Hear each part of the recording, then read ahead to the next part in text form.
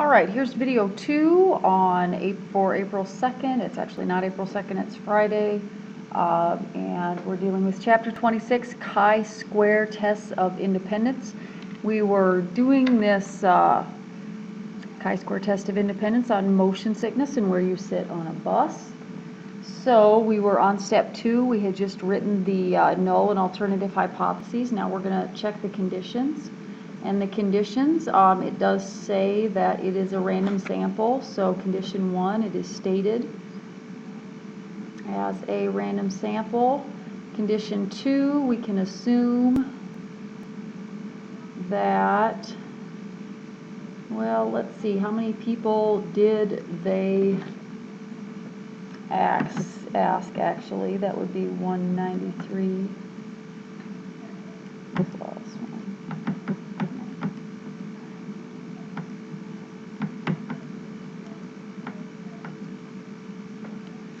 You have to say 3,256.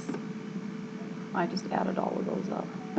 So assume that 3,256 is less than 10% of all bus travelers. I think that's pretty reasonable. And 3, the expected counts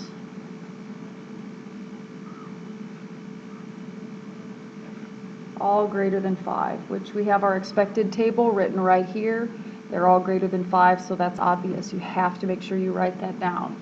Step 4, the chi-square value, we already have that, but we should write the formula down. Chi-squared is equal to the sum of the observed values minus the expected values squared divided by the expected values, which happened to be what we got was 73.79.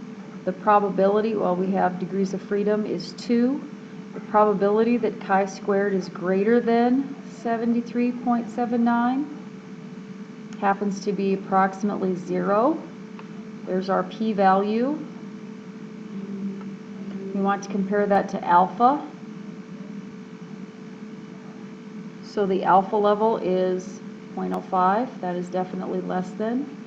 So step 5, what we're going to do is we are going to reject the null. The null hypothesis said that there's no association, that it's independent. We want to make sure we should say this more in the context of the problem. I shouldn't have been in a hurry there. So we reject the null, saying that there is an association between, and you can always go to the problem to see what you're looking for the association between seat location and nausea. It says right there, between seat location and nausea.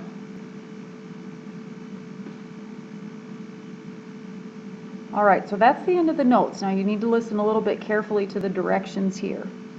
So you've got homework assignments, okay, 29 and 30. 29 is going to be focused more on the test for independence, and homework 30 is just a review. It is a review of all of the chi-square tests. All right. You can probably expect a little quiz over chi-square testing in class probably next week. So that would mean Tuesday or Thursday next week. All right. So you've got these 2 assignments that you should be working on. Your goal should be to get both of these done in class today. Okay, you've got plenty of time now. Now, the reason you want to get these done in class is because you have another assignment that's due Tuesday. It is called AP Stat Review 1. It is under the modules for Chapter 26 and 27. And it has got that name. And you open it up and it is 18 18 multiple choice questions. You need to submit your answers to me. I would actually take a paper, or you could type your answers. Basically, I just need the letters 1 through 18, type it on a Word document and email it to me. You don't need to email it through Canvas, you just email it to mycurrency@live.siouxcityschools.com, or a paper submission. But that needs to be turned in by next Tuesday, same day that these two are due. So you've got 3 things due on Tuesday, these 3 things. Third, what you need to do, and this is due by next Thursday next week, April 3rd, there is AP Stat Review number 2. And that is a complete, 6 complete free response questions. So that is due on Thursday. So that will take you a while, and that's why both of these are posted on Canvas now and they are available. If they are not turned in by the due dates, by the end of the school day, they're no longer available. They will be zeros. So you need to make sure you do those.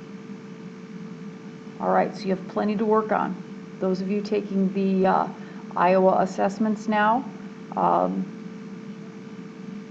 you should have quiet. Everyone should be working quietly on these things.